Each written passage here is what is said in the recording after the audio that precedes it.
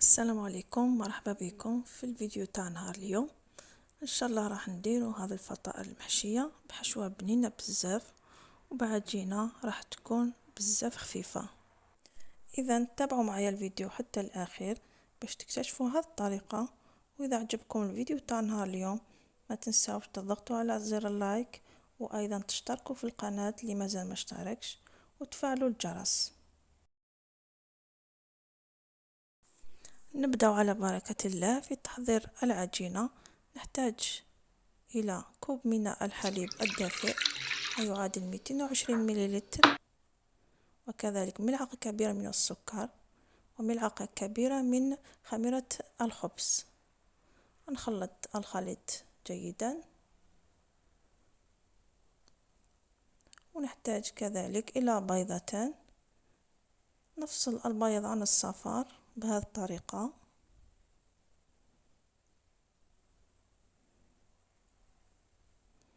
نضيف بياض البيض إلى الخليط هكذا، ثم نخلط مليح ونضيف ملعقة صغيرة من الملح. نخلطه مليح ونضيف كذلك ربع كوب من الزيت ما يعادل 50 مليلتر هكذا، ونخلطه مليح مليح. والآن نضيف الفرينة بالتدريج. نضيف الكوب الأول ونخلطه مليح هكذا. نبقى نضيف الفرينة بهذا الشكل هكا، ونجيبو ملعقة ونبداو نخلطو كما راكم تشاهدوا هكا. نخلطو بملعقة أحسن. نضيف الكوب الثالث ونخلطو مليح، وفي الآخر نضيف نصف كوب ونخلطو مليح هكذا. إذا في هذه العجينة نحتاج إلى 3 أكواب ونصف من الفرينة. وفي هذه المرحلة نضيف ملعقة صغيرة من خميرة الحلوى. أنا ضفتها شوية روطة وانتم لازم تضيفوها قبل ما تلموا العجينة. وهذا هو المكون السحري اللي يخلي الفطائر تجي خفيفة بزاف هكذا. نلموها مليح. وبالنسبة لهذه العجينة تقدري تحضريها في الليل وتغطيها مليح وتخليها في الثلاجة، ولما تنوضي الصباح تخرجيها من الثلاجة وتخليها ترتاح نصف ساعة، الوقت اللي تكوني تحضري فيه الحشوة تاعك. نغطيو العجينة تاعنا مليح بهذه الطريقة هكذا حتى تخمر بسرعة، ونخليها ترتاح مدة ساعة. والآن نروح لطريقة تحضير الحشوة. نحتاج حبة بصلة مقطعة صغير، فلفل حلو أحمر وأخضر. نحتاج إلى صدر الدجاج مقطع صغير بهذا الحجم.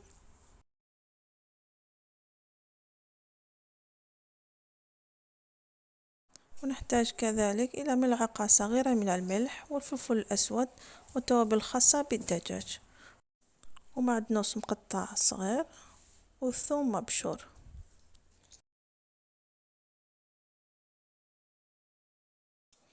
نوضع الزيت في مقلاة نخليها حتى تسخن مليح، ثم نوضع البصل ونخليه حتى يتقلى شوية هكذا. ثم نضيف صدر الدجاج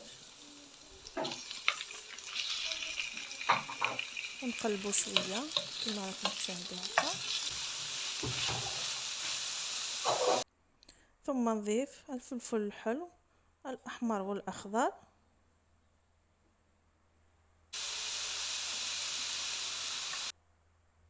نقليهم شوية،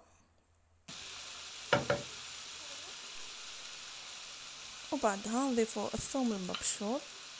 ما نوضعوش في الأول حتى ما يتحرقش معنا ويعطي ذيك النكهة تاع المرورية.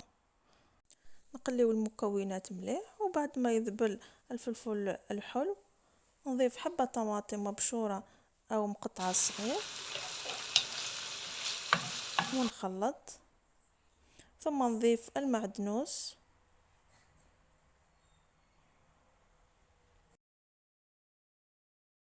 وفي الأخير نضيف التوابل والملح ونخلطه مليح ونقليوه شوية. وبعدها الحشوة تاعنا تكون جاهزة. نخليو الحشوة تاعنا تبرد ونجوزو مباشرة للعجينة. راهي خمرت، نقسمها الى قسمين كما راكم تشاهدوا، وبعدها نبدا نقطع الى قطع صغيرة وقطع تكون شوية كبيرة عليها، وبعدها نعمل كريات صغيرة والاخرى نعملها كريات تكون متوسطة الحجم كما راكم تشاهدوا، ما نديروهاش كبار بزاف.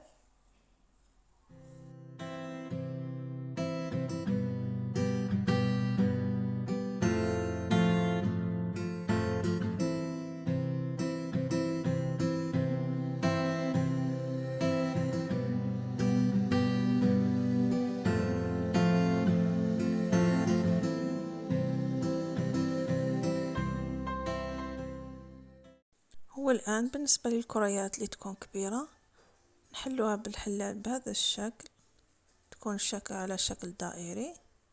نحلوها لازم ما تكونش خشينة بزاف وما تكونش رقيقة، هكذا نكملو نحلو كامل الكريات اللي عندنا بهذه الطريقة.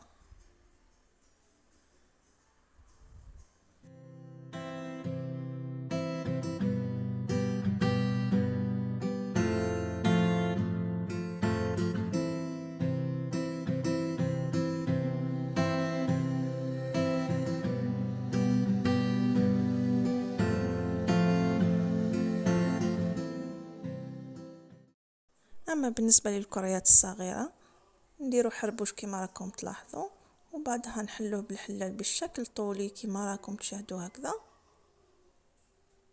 نحلوهم كامل ونحطهم على جنب. وهذه هي الحشوة اللي حضرتها معكم، أنا خليتها تبرد، والآن نروحو نحشيو الفطائر تاعنا. هكذا نوضع ملعقتين من الحشوة في كل فطيرة هكذا،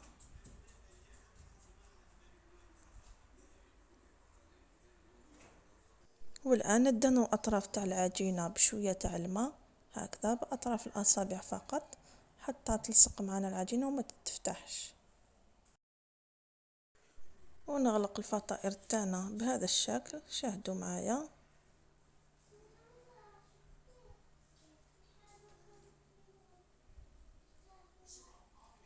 نتحصلوا على هذا الشكل.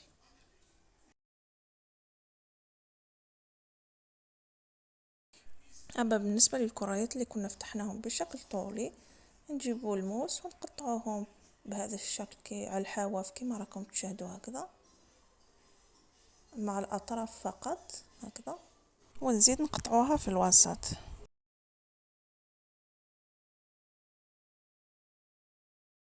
وبعدها نحطوه فوق هذيك الفطيرة تاعنا اللي كنا غلقناها وخليناها ثقبة في الوسط هكذا، نحطوه بهذه الطريقة. هنا أنا نكمل كامل الفطائر تاعي بنفس الطريقة، هي طريقة سهلة وحتى الشكل تاعو يجي رائع.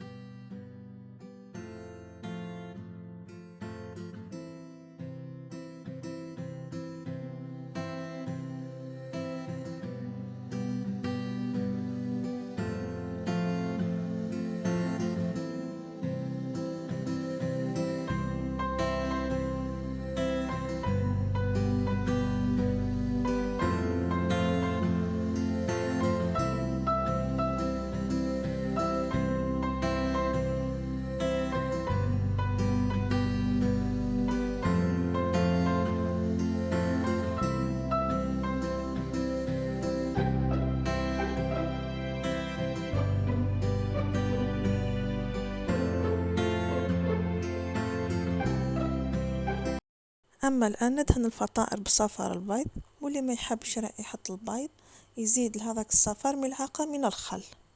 نخليهم يختمروا شوية واحد نصف ساعة، وبعدها ندخلوه للفوغ يكون سخون على درجة حرارة 200 درجة لمدة 25 دقيقة حتى نشوفوهم حماروا من فوق وتبدل لونهم إلى اللون الذهبي.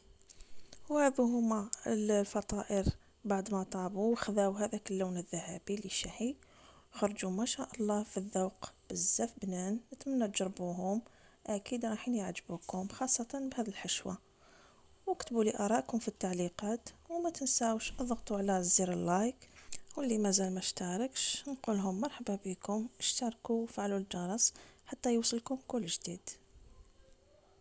شوفوا هنايا شحال خرجت خفيفة ما شاء الله. رايحة نفتح لكم واحدة حتى تشوفوها من الداخل. شوفوا هذيك الحشوة خرجت بزاف بنينة، نتمنى تجربوها. شوفوا حتى هذاك اللون الذهبي خرج شهي ما شاء الله.